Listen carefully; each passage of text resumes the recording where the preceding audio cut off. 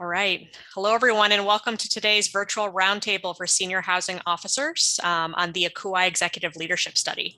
My name is Holly Stapleton, and I'll be serving as the technical host for this program.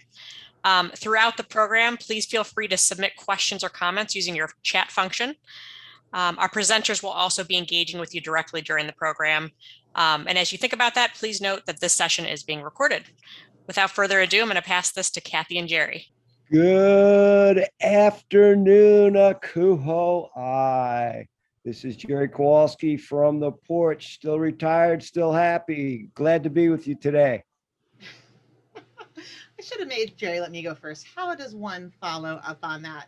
This is Kathy Hobgood live from my office in scenic Clemson, South Carolina, where us working girls still need to earn a living. Thanks for that, Jerry.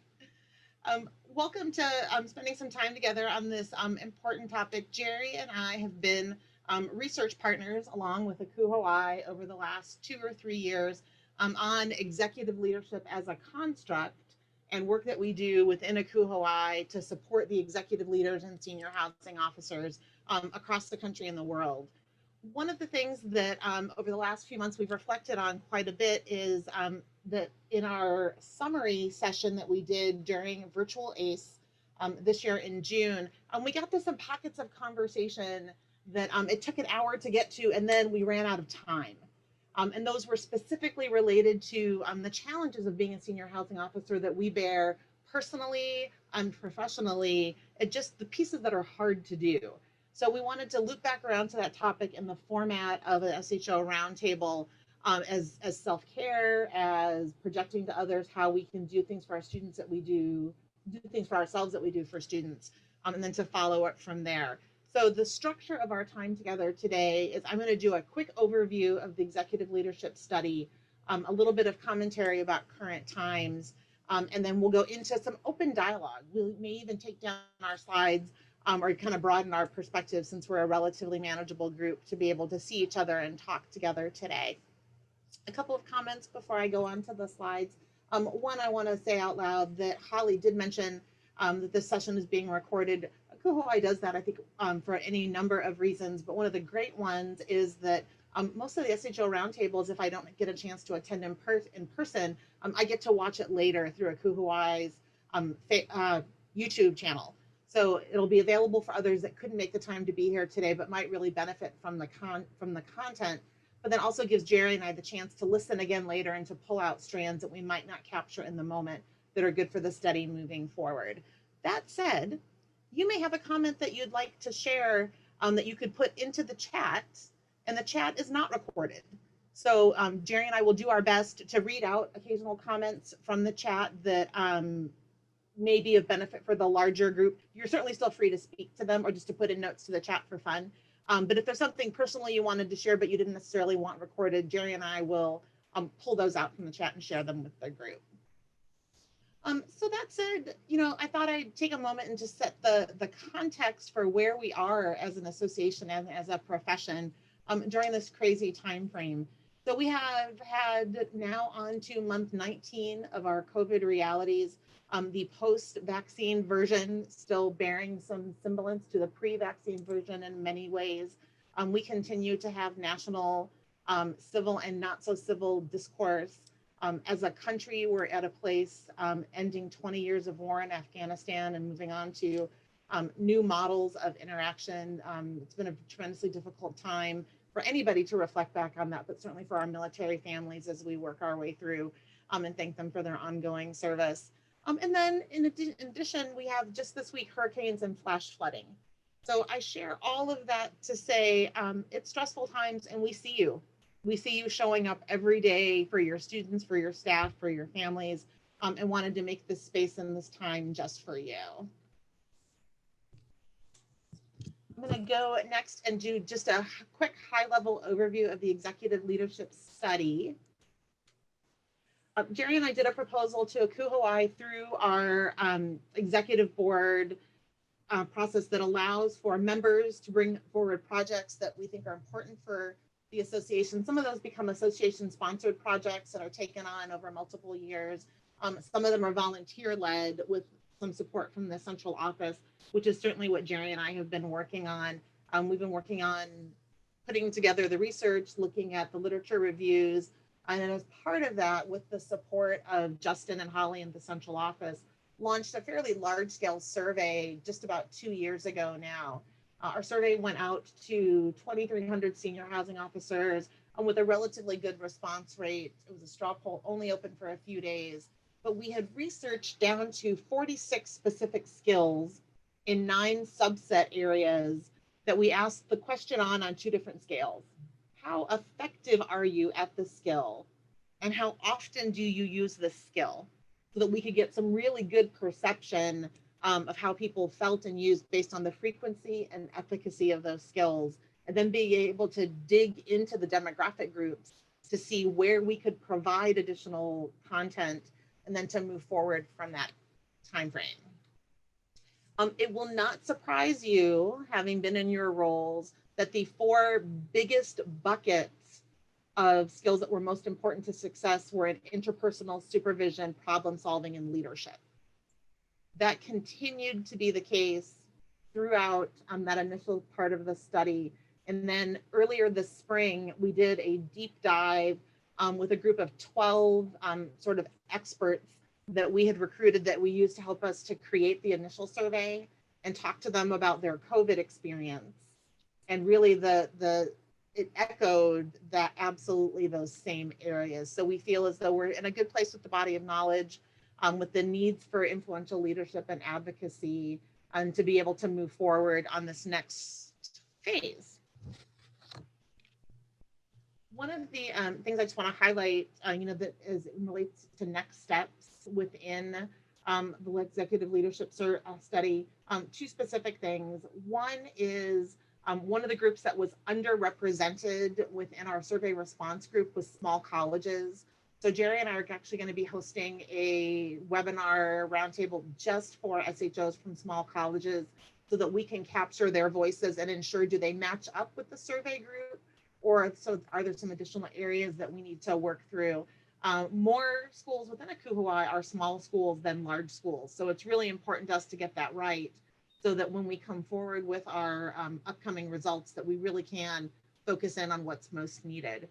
Those next steps after that will include things like white papers, conference presentations, possible adjustments to the Senior Housing Officer Institute curriculum, as well as some possible partnerships with sister associations that also have high-level executive leaders as part of that group. We've talked about groups like ACUI, groups like NACUBO, so that we can really focus in on executive leadership in the higher education construct, and then specifically related to senior housing officers.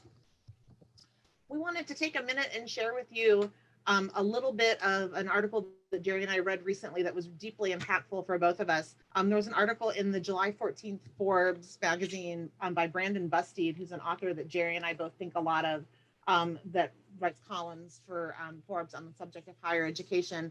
And he hypothesized that even though there were a great number of things that were getting better, that in a good many ways, this could be one of the hardest years yet for higher education. So we thought we'd walk through those as a backdrop for the pieces we've already talked about, and then we'll switch over to some more conversational items. So if we think about, I'm sure one of the things that you've already been feeling on your campus is this pent-up demand for return to normal, right? So even if you are, you may be a term school that hasn't quite started yet, but you're getting ready to, you may have students on your campus for the past month. Some of us were closed all of last year versus others in different operational constructs. But that prescient feel of return to normal, can we just get back to normal, I think has been really huge for any number of individuals. And we feel the weight of that because we're all about creating great experiences for students. I'll certainly say that another layer of that I've been talking with my team about is that we're so amped up on our got to get back to new normal, next normal, whatever we're calling it. But we're still in active COVID operations on our campus, and I'm sure a great many of you are as well. I was telling our chief finance officer, who's my direct supervisor, this week, that one of the things that's been hard is that it feels like we're providing all the same services as it relates to COVID, IQ, student health, public health on campus, but that we're doing kind of in the background, kind of like spyware. Like it just runs in the background of all of the brochure things that are happening out that are regular normal, but in the background, nothing to see over here. We're just still handling COVID.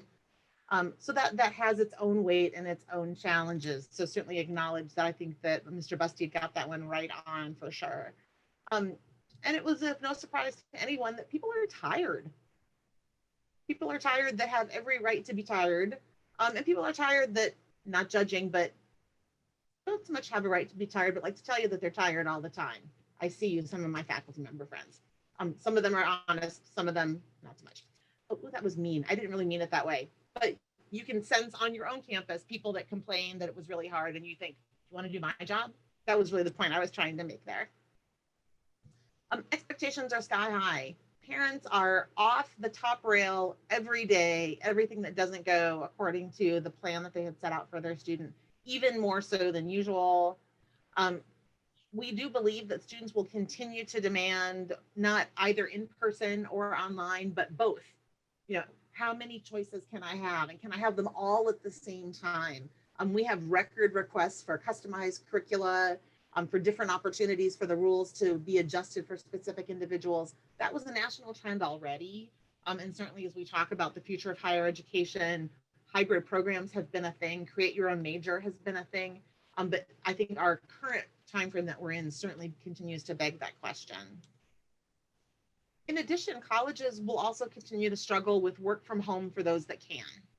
We are hard pressed to bring people back into the office that thrived better at home and did better for the institution, just so we can lay eyes on them more often.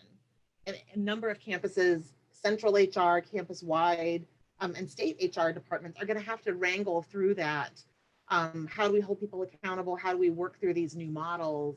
And how to not have one cookie cutter response for everyone.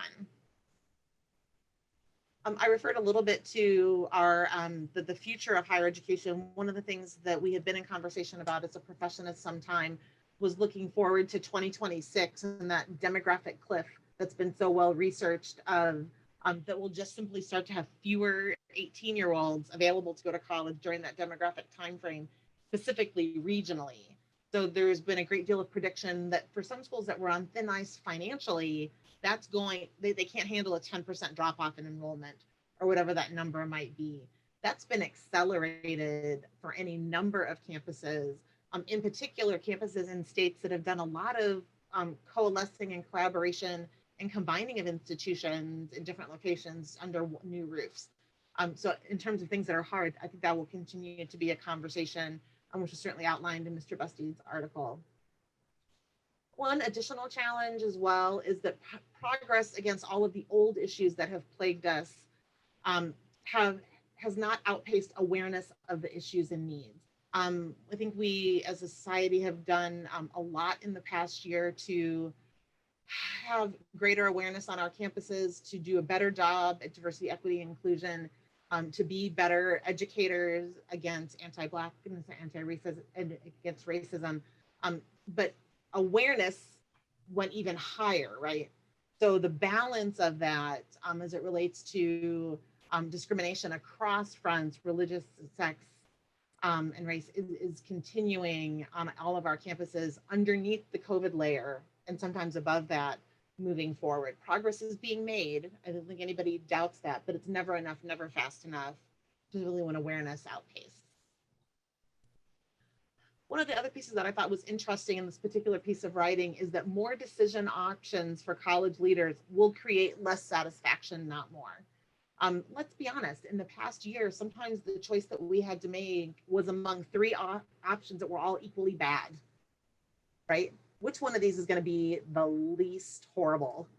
As we plot forward and colleges get to have more opportunities and more directions that they can plot outward from, if that institution didn't already have really solid leadership, really solid collegiality amongst academic affairs, student affairs, research, and their staff sent world, they're not going to thrive in that model. So the type of decision-making that we need our campus leaders to have is huge. And there is the attribution for that article if you would like to go back and read it. He said all those things much better than I could in the bullet format, but wanted to share with you that specific resource. When I read it, I had that feeling of, oh, he sees me. So that feeling of validation that this is something that's happening, and we're called upon as senior leaders at the crux of our institutions to find a path forward and to work through that. So that is the end of my specific slides on the overview of on the executive leadership project. I'm going to turn it over to my colleague, Dr. Kowalski, to start to walk us through some conversations. Thank you, Kathy. It's always great to work with an articulate and organized co-presenter. Thank you. I think I just want to say two things to sort of preface our conversation and allow you all to talk with us and with each other.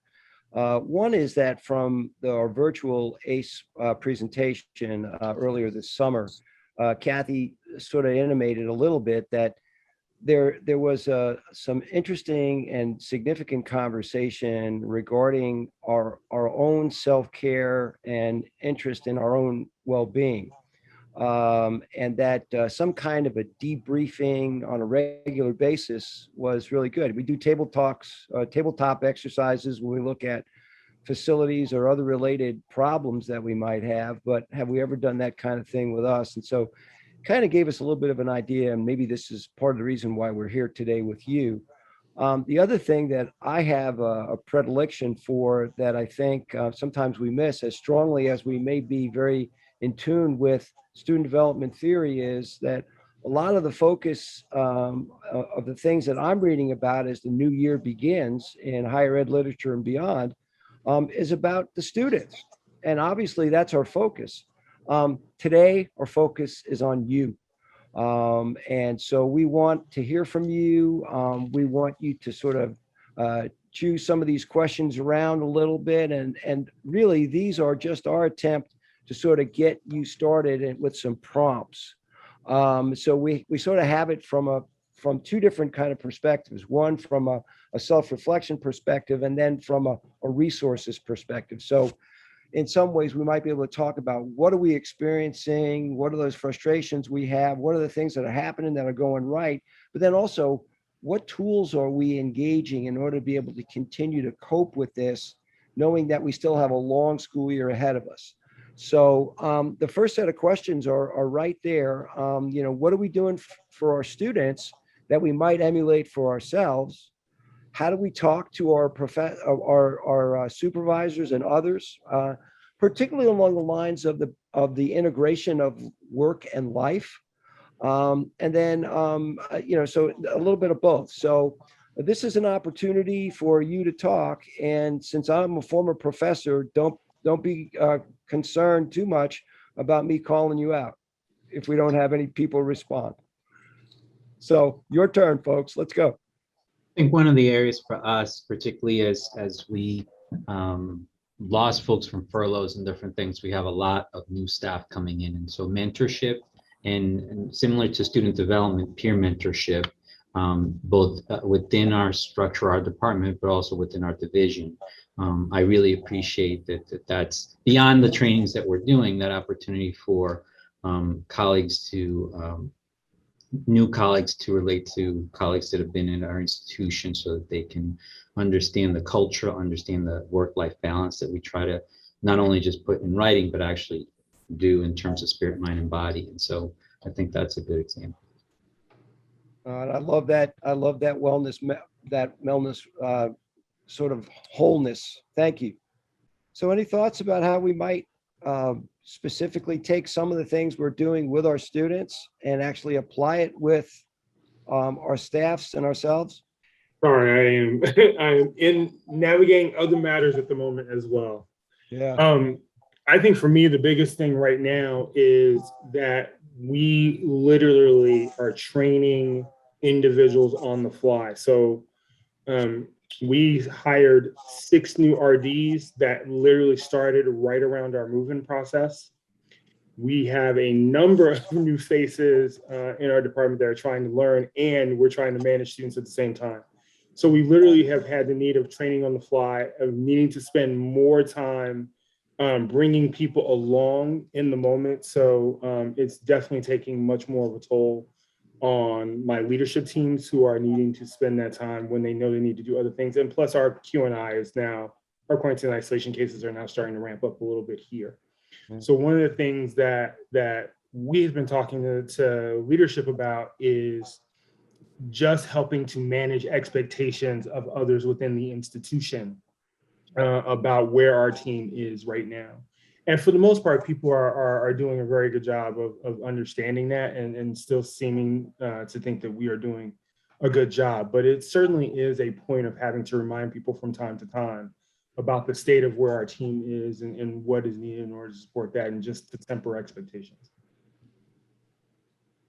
Yeah, that advocacy is significant. We did talk a little bit about that during the virtual session. I think the other challenge that I see in that, Olin, is that, even though senior housing officers are executive leaders, there's still a number of layers of executive leaders above them, from whom they take direction.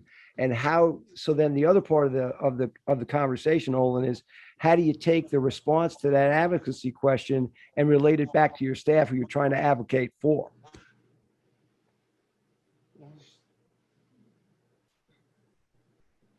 Thank you.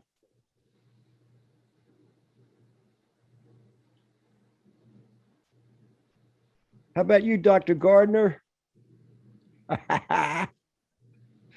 Thanks, Jerry. I think for me, it's about creating community, and you and I exchanged a couple of messages on social media. I had posted that, this is the time, right? We're the leaders that we are waiting for, and the way that we are functioning within higher ed and student affairs, it's not working. It's not sustainable, especially as I look at my colleagues with underserved identities. We used the Creating Sustainable Careers in Student Affairs book this summer to do a shared read, because we got to the point where we recognized that this isn't working, but we had people that were hungry to do something, right? Let's reimagine this department. Let's blow it up in all of the best ways and reimagine it in a way that works for all of our staff and for all of our students. So I had put out a social media post just saying, I'm looking for learning partners beyond Central Michigan University. And I think about 12 people responded back saying, I'm going to buy the book, and we're going to try to make this very low key, once a month, a chapter a month, 45 minutes. What were your ahas? What are you thinking about? What are you hoping to do differently within your department? I just think it's this desire of, I felt helpless for so long. And once we started, vaccinating and doing clinics, I was so optimistic. And then we've kind of taken a turn. So trying to get us back to, yep, this isn't working. So what can we do differently? Beautiful. And if anybody on the call is interested, you can find me very easily through Kuhai. Kathleen Gardner will get you connected, and would love to have folks join us and be good learning partners. I had a great experience with my staff during training this year. I had been changing to a new medication, which had been kicking my butt. And I really wanted to be there for behind closed doors, and came in late to the office and started doing work. And my team came into my office and handed me my coat and said, we need you to go home. We need you to be rested. We need you more the next 2 days for first year move-in and getting prepped than we need you for behind closed doors. You've given us the tools and the confidence to go forward and make this happen with our student leaders. Go home. I had written about that on social media and had gotten a lot of feedback like, oh, it's so wonderful that you found this place that cares about you. And one of my area coordinators who had walked into my office and handed me my coat said, when you take good care of people, you need to let them take good care of you. And I thought that was a really great example of, yes, we're putting that work into making sure that our staffs have the resources that they need, that they're taking the comp time after the busy prep time of getting everyone here. But we also have to make sure that we're taking those opportunities too. And I went home instead of pushing through and saying, no, I can do it. I went home and I checked some email and did some planning, but I sat on my couch in my leggings and cuddled with my kid instead of pushing myself through a training process that while I was invested in, I had created a team that was capable of doing that without me. And so I think for me, it's making sure that you're creating an environment and a place where your good folks can take good care of you too. That's an outstanding example. And all I can say is you did a great job in your recruiting and selection of staff. I am very, very blessed with my staff. Well, my point is, though, that there's an important executive leadership skill in hiring the right people, right? I mean, so, again, that's a wonderful story about people helping us with our self-care. But, ultimately, somebody had to make the call on who was going to get hired.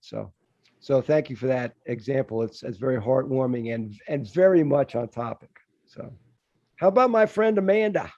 Hi, everyone. I hope you all are doing well. Gosh, I've been thinking about a lot of things. Right now, I think always, but particularly right now, we spend a lot of time putting out fires, having to pivot at the last minute. And I know my team was very much feeling like we were treading water or slowly drowning.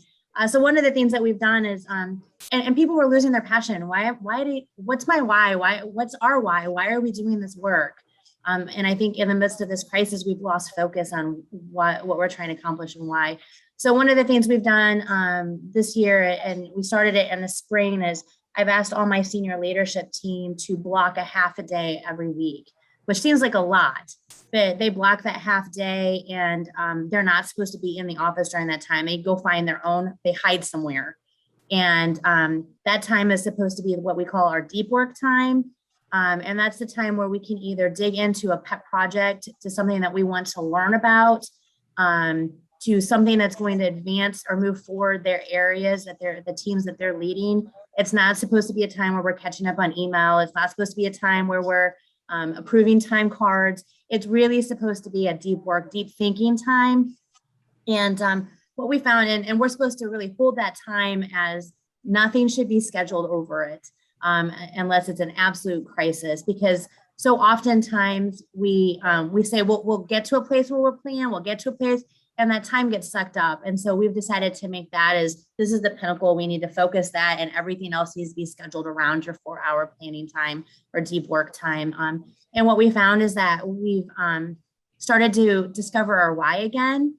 People are starting to feel like they've gotten their passion back a little bit more, because they've had that time to really dig in and to think and to step out of the day-to-day fires and the crisis and plan and think about how we might move our program forward. So that's been helpful for us at doing some self-care in a different way.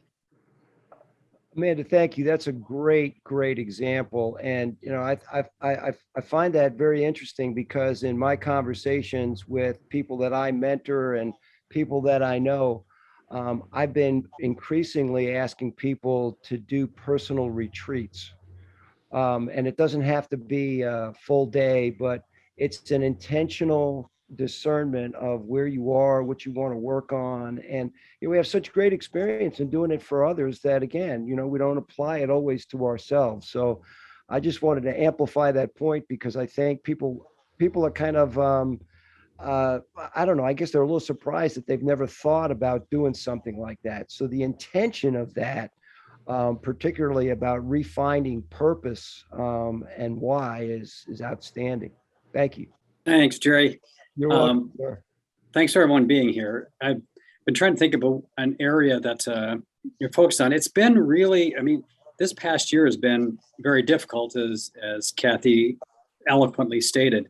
I found that we had new staff, we had grad students and new hall coordinators who came at the beginning of the year, that with virtual education and just me being more removed, doing more AVP stuff than doing senior director of housing and dining stuff, that really didn't have an opportunity in order to have conversations with people. So I just took some time in order to call and check-ins, and I just brought them all in. And then we just, particularly started with those people who I hadn't seen in a while or hadn't seen at all. So I just got to reintroduce ourselves and find out about them and talk about their professional development plan and how they're doing after a year of COVID and things like that. it's been, I mean, it's been energizing for me, and I think it's been energizing for them as well, because it's gotten them out of the routine and talking about things differently and not have to talk so much about work, but what got them to where they're at, why they're in the profession, what are their long-term goals. I mean, I have hall coordinators who want to be college presidents. I have, we have a variety of different people, and just want to hear their experiences and trying to figure out how I can assist them. I think that has been one of the areas. It's hard to be with the virtual pieces and not having my hand in a resident's life, resident's life portions. It made it hard, and I had to be intentional in order to make sure that I was continuing to make those connections that they're hearing from different people. The other thing I've been doing is really, we talk to our staff and our students about saying thank you. And sometimes we're so busy that we don't have time to do it. And I think that's one of the things I've really worked on is, as we created new departmental cards, I try to write a note every day to people when they've done good things and recognize them for the work they've done. Because those are the things that they need in order to see that somebody in a leadership role is actually seeing what they're doing and recognizing the extra work that they're putting in. Well, that's another great statement, and it makes me wonder, while we're all here playing Hollywood Squares with another virtual meeting, how do you exert executive presence on a Zoom call? There's something interesting about being with people that allows you to sort of connect with them in a way that allows you to do the things that are important for executive leadership. I mean, I'm wearing a polo shirt, but at work I might be wearing a shirt and tie. So, that not that informal doesn't mean I can't be an executive leader. So, the intention of an executive leader to step into what you talked about, Vaughn, and to actually have that virtual presence, have an executive presence in a virtual way, has got to be very difficult. I've been entertaining.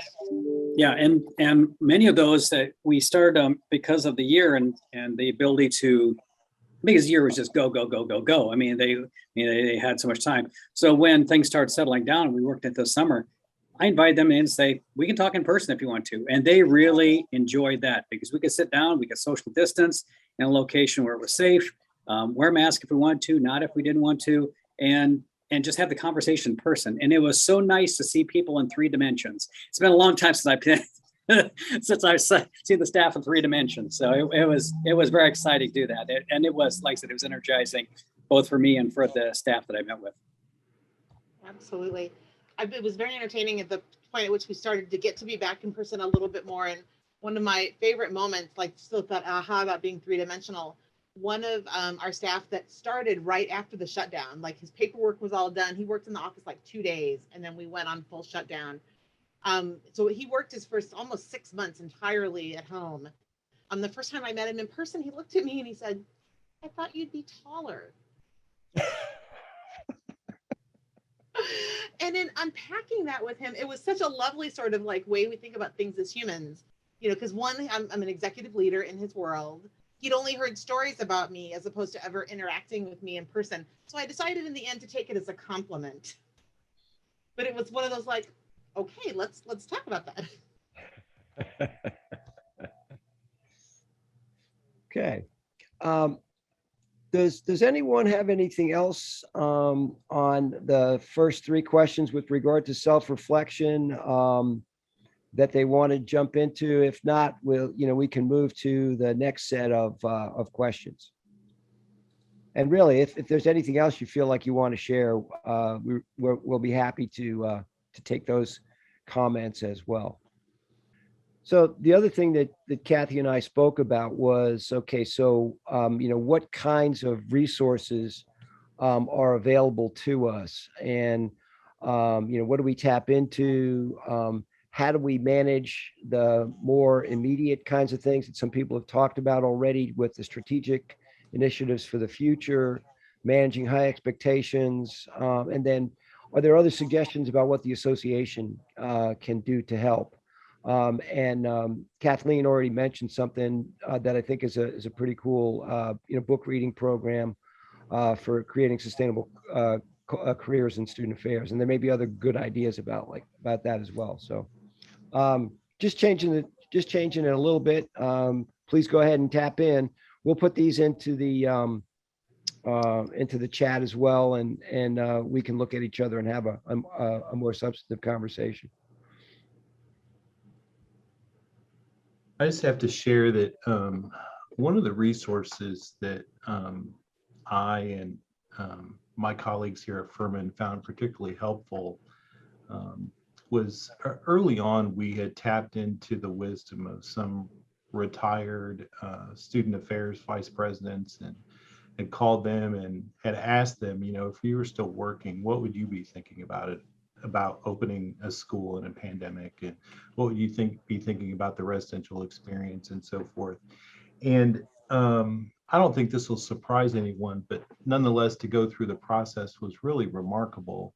You know, I had typed notes of everything they said on those phone calls, and we used that in the planning committee when we opened.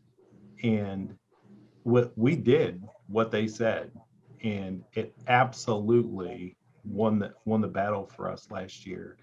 And as we've continued those conversations with those folks throughout the last year, while there are so many resources, relationships, books, everything available, it's the wisdom resource that I found remarkable, because even though they didn't lead through these times, they understood the priorities, they understood the resources, they understood the values in such a refined way that it was very simple to take on and to take those into considerations in making our decisions. So Ron, can I ask you to just give us maybe one example of what was a pearl that you really felt that was useful? Sure. Greg Blumling had said that, you know, you have to, no matter what plans you want to roll out that are going to guide you through the year, students need to be completely on board with that from the beginning. And you need to have the students, specifically your juniors and seniors, own the voice to proclaim those that plan and those standards for the first and second year students, because the first and second year students are going to follow them, and that's exactly what we did. That's a great example. Thank you. Mm-hmm. Pure leadership. Mm-hmm. I've got some lawn maintenance happening in my background. I hope that's not bugging people. It's the trade-off for being on the porch, right? That's right. That's right. One of the resources I tap into is in the state of Florida, the Florida housing directors have a support call every Friday. And so not everybody gets on every week, but it's a great way to be able to decompress at the end of the week. If you need a quick answer to a question, we touch base, because we find that sometimes our VPs don't interpret what has been said correctly. And so then they asked us and we go, no, that's not what they said. This school is doing this, this school is doing that. So that has been very helpful throughout the pandemic. Wisdom from a Parthenon winner. I love it. Thank you, Jennifer. I think to echo what Jennifer mentioned is just other kinds of meetings and connections that evolved on campus. So I found that I was having regular meetings with different teams of people to help strategize every week. And some of those, the frequency has changed a little bit, or we've touched base and we're like, okay, we're not going to meet weekly anymore, but we're going to touch base at the end of the semester. Other groups, once the academic year is beginning, we've started meeting every week. Our University of Minnesota housing connections, similarly. And then within my senior leadership team, I developed my team of 5, and we weren't meeting every week before the pandemic, and now we meet every single week. And that's one of the most critical meetings that came out of this, that just is important for me to continue in my role. So just a few, echoing what Jennifer said. That's very good, Susan. Thank you. I think that, it really helps me to remember that many times my best collegial relationships were those that were forged under duress. Unfortunately, that's what this has been. It's just been prolonged. So somehow having an opportunity to continue to meet like that, and then also maybe professionally commiserate at a point in time as well, probably doesn't hurt, because you have that group in front of you that they will understand and you will understand as well. So thank you for sharing that. Appreciate it.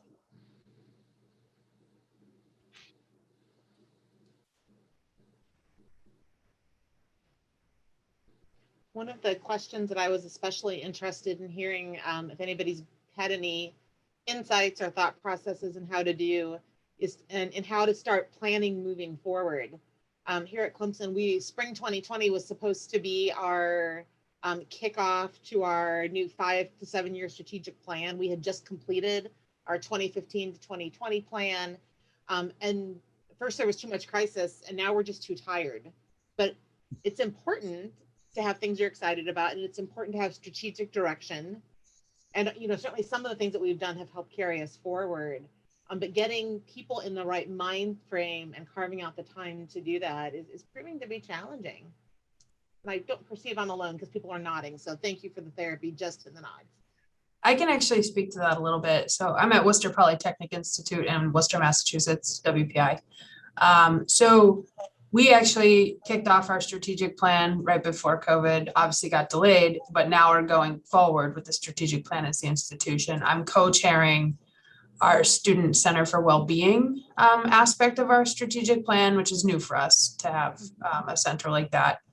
And I will share, you alluded to this earlier, and I say this on our campus sometimes when people talk about how busy they are, when you were talking about that in the intro, and I said, yeah, you're busy, but you're not COVID busy. You're just busy with your regular busy. And I think a lot of folks who maybe didn't have the COVID busy are very interested in jumping in on these strategic plans. We had a survey out to the campus community about getting involved, and there was a lot of response. And I think it's from folks who felt they were fully remote, they maybe weren't in the student services aspect of the institution. And so they're feeling like, what can I do now to like jump in? Because I feel like I haven't seen people and I haven't been involved. And so we've seen a lot of involvement at that angle.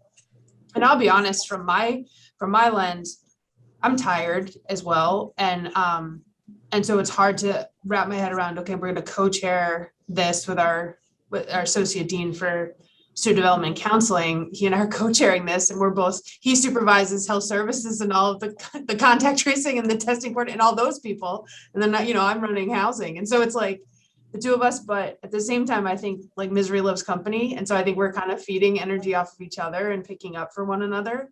But also, I'll be fully candid, we've had 2 student deaths in the last month. And so I think we know as a campus, we need this student center for wellbeing. And so I think there's also that drive because there's literally the immediate impact. And so I speak to that a little bit, but we're also moving forward with plans to build another residence hall, which also got put on hold. So there's a lot of things that now are kicking off. And I like the analogy earlier where COVID's still happening kind of as like that side dish to the regular Nothing to see over here. Yeah. So but I feel what you're saying, but that's kind of just a little bit of like how I've been thinking about it or seeing it play out. Well, those are good thoughts, and your campus is lucky to have you fighting that good fight on all of those fronts. Thank you. I appreciate it. I think that as I've talked to staff who've been inundated with COVID response and things like that, to take the strategic plan or some other initiatives is like, thank you, I can do something that's not COVID related and grab onto it. And so that's been really successful for us because we got our strategic plan done just before COVID hit as well. And so we put things on the side, but as we started working through it and we started seeing the light at the end of the tunnel before Delta variant kind of eclipsed it. We're starting to do some of those things, and we're starting to do our research and starting to do the things that we wanted to do with our with more DEI work and its relationship to some of our contracting and signing process and things like that. Those are things that people were really jumping into because it wasn't COVID related, it was something different. And they were excited to take their mind off of COVID for a little while. So I think there's some value in that. Agreed. I sent somebody some slides today of and for our housing master plan, which has been happening also in the background with a small subset because it's related to capital planning. And I sent it to them, say, I know you're crazy today. I'm sending these visuals to you as mental sorbet for the other things that are on your plate today. No expectation that you spend any great deal of thought in them, but wanted you to see some of this big picture. And when you have a moment, would love to hear your thoughts. So trying to do that low key perspective, but also provide something else to think about, because you're absolutely right. There's a hunger for that. Yeah. Hey, Kathy, have you received any, I guess, information back? Have they taken that well? So I just sent it today. Okay. To that subgroup of folks. It's a difficult line. So from my chair, as an executive director who also has other departments that report to me, it's difficult. One of the things that I try to balance is I want to bring everybody to the table and I want to involve folks, but I deeply want to honor that they're fighting a Herculean fight right now from the trenches. Correct. Right. So I want to honor that, and I never want to send too much at that perspective. So trying to really walk a good balance there, because I want them to feel involved, and I want them to indeed be involved, and their voices are important in those planning processes. Yeah. And I asked that question because we created one right before the pandemic happened, but it hasn't gone anywhere, right? And so now, as coming back out of it, but still experiencing the Delta variant and its impact on our campus, how do we start back, but also not push it back on everybody? Okay, let's get started back on this. And so, but you brought up a good point. I think I like that approach, and just sending it to a subset of folks of, bits and pieces here and there. If we still have a purpose and a goal to achieve. And so thank you for sharing that. Absolutely. Thank you. Brandon, thanks for saying that, because I was going to ask you what prompted your question. So I appreciate you expanding on that a little bit. I think it really is a fine edge. If you go look back all the way to the Ohio State leadership studies from the 1960s, there's always been this incredible tightrope that leadership works between what they refer to as task and maintenance. I mean, you all know what I'm talking about. You're talking about the work that needs to get done and the people who have to do it. And our sensitivities and our sensibilities have to be in tune with both. To me, an executive leader is going to be the one who is asking, because they have the relationship capital in the investments they've made with the people and the team, that kind of what Colleen was talking about earlier. If you have that kind of ability to draw on that kind of account, people are going to expect you to pick up the leadership piece and ask the kind of questions that Kathy asked, because they're asking it, but they're just too tired to answer it. So the initiative and the prompt, I think, has to come from executive leadership in a way that doesn't come across as a demand, but it's basically hey, I'm thinking about this. Who else wants to join me? And and that way all good supervision is individual, right? So we move along in that way, but so sometimes I think we're so focused on the people part that we almost forget about the task that has to be done as well. And people are wondering, where's the strategic plan? Well, the senior housing office is going to pick it up and say, okay, let's go. Thank you, Brandon. We've been using the book Vivid Vision by Cameron Harold as a strategic planning document. And basically it's taking, instead of a 2-sentence vision statement, it's really having the executive director craft a huge narrative for 3 to 5 years out. What does your department feel like? What does it look like? If it's performing at its best, what's happening? And it's a very narrative storytelling type approach. And I've been working on ours since January, rolled it out to our senior team a week or so ago. And the energy around it is just so cool because they can really hear the narrative and feel it and see it. And they're getting excited. It's big, it's scary. How are we going to get there? And so they're asking each other, how are we going to do this? What do we need to do in order to get to this first step? So it's a little bit more of a living, breathing document than the traditional goals and metrics and action steps. But our team seems to really be, it seems to be resonating really well with our team. That's awesome. I'll look into it. Thanks for sharing. Great resource. Thank you. One other thing that occurred to me as we're talking about these future oriented, moving the department forward kinds of things, is, maybe your institution is sort of muddled in a strategic plan, and they don't have one, or they're not moving it forward. One of the things that's an interesting document to take a look at is your program review statement. A lot of institutions do that on a 5 to 7 year basis. And I was amazed when I would look back on that, how much we actually accomplished in 5 to 7 years. So your word narrative really hit me, Amanda, because that's where we saw it. It's the narrative of all the things we did very accumulatively. And so two things, it gives you a chance to kind of look back on that, but it also gives you some affirmation of the good work you've done. And that kind of success breeds further success. Like, what else are we going to do next? And there are probably a bunch of other narratives that we could look at that would be similar in that way. But I really appreciate that word, because it really is vivid. It's storytelling. It's evocative. It's inspirational, etc. So it's a wonderful example. Thank you. Okay, I'm going to be a little timekeeper here. We got 5 minutes left.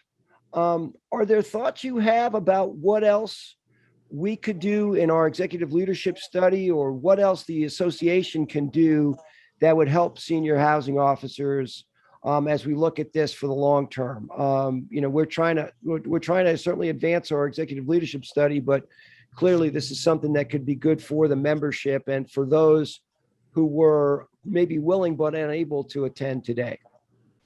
One thing that I'll share is that after the State of the Profession conference in January, the cohort group that I was part of, as part of that event, we kept meeting throughout spring semester. We met about once a month, roughly, and it would be maybe half or more of us that would get together. And that was just this great little cohort that I didn't know any of these people very well before the State of the Profession, but we really developed a connection, and especially during COVID when people were working so remotely. And I think at any time when we're all working in, all across the world, having those opportunities, it was just great. So if there's a way to connect this to that, thumbs up. Interesting thought. Thank you, Susan. Well, let me just say thank you to everybody for spending an hour of your day with us, whether that's our friends that are listening later on or folks that were here with us in person today. This project is important, and the work that you do is important, and anything that Jerry and I can do personally, or that the association can do to help support you in those roles. We see you. We know that this is hard, and you're not alone out there fighting the good fight. So please keep in touch with the association and with other leadership, and we'll keep moving forward. Yeah, and sort of to add to that, if there's anything else that you'd like to follow through with us, sort of individually, as you think of it, because maybe we ran out of time, or because you had a thought in the shower one morning, we're happy to respond. We really feel like this is an iterative dialogue that we need to continue. Well, okay. If there are no other comments, again, we appreciate your time. Spread the word as you talk to your colleagues. Jennifer, as you're talking to your friends in Florida, Susan, as you're talking to your friends in Minnesota. We really want to keep this moving. And again, appreciate your time. And for all of you others who have your own individual groups, we'd appreciate that as well. Have a great semester.